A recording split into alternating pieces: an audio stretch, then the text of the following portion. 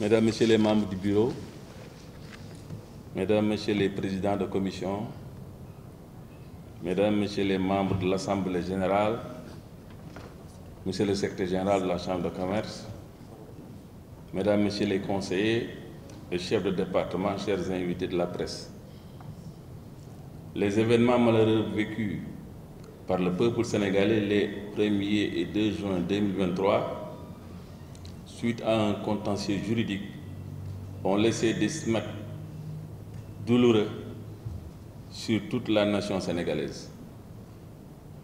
Le bureau de la Chambre de commerce de Dakar, les élus de l'Assemblée consulaire, ainsi que les présidents de commissions spécialisées regrettent profondément les pertes en vies humaines et présentent leurs sincères condoléances aux familles éplorées.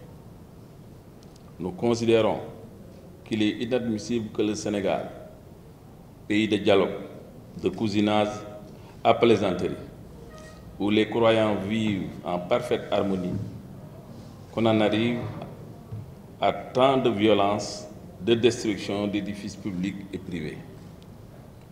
Sur ce chapitre, le secteur privé sénégalais dans sa globalité a payé un lourd tribut lors de ces jours de manifestation. En effet, selon les statistiques fournies par la Fédération nationale des transporteurs du Sénégal, dirigée par le vice-président Mbargou Badiane, les pertes s'élèvent à plus de 1,869 900 000 francs. Il s'agit là des pertes cumulées durant 72 heures de paralysie dans le transport de marchandises en conteneurs, le transport de marchandises vraquiers, les camions bennes, le transport urbain, le transport interurbain, les taxis et les véhicules 7 places. L'Association des commerçants et industriels du Sénégal, ACIS, représentée par son président Khadim Silla et sur la présidence effective de M. Diop, déplore aussi des tensions politiques qui annihilent tous les efforts consentis par les investisseurs nationaux qui veulent participer au développement de notre pays.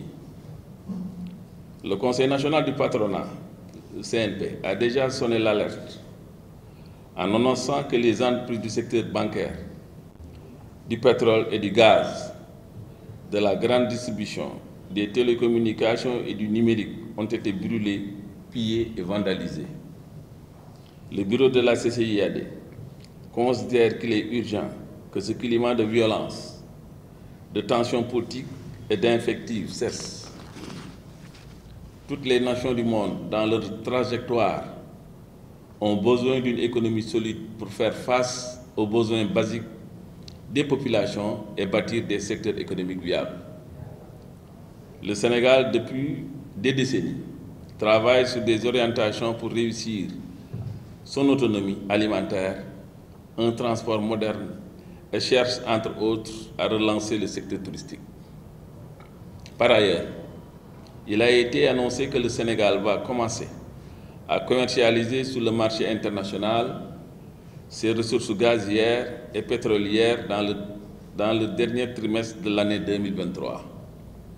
Cette perspective heureuse pour l'économie sénégalaise va imprimer une fière allure à tous les secteurs économiques avec des retombées conséquentes. Cependant, il faudra une paix sociale, une stabilité économique et politique pour que toutes ces bonnes perspectives puissent se réaliser et se traduire en actes. Le bureau de la CCIAD en appelle à un débat serein entre toutes les parties prenantes du jeu politique. C'est un gage de préservation de la paix sociale en perspective des échéances présidentielles de 2024. Le Sénégal doit rester un îlot de paix, de dialogue, de consensus qui accueille toutes les nations du monde partageant notre idéal de pays de la Teranga.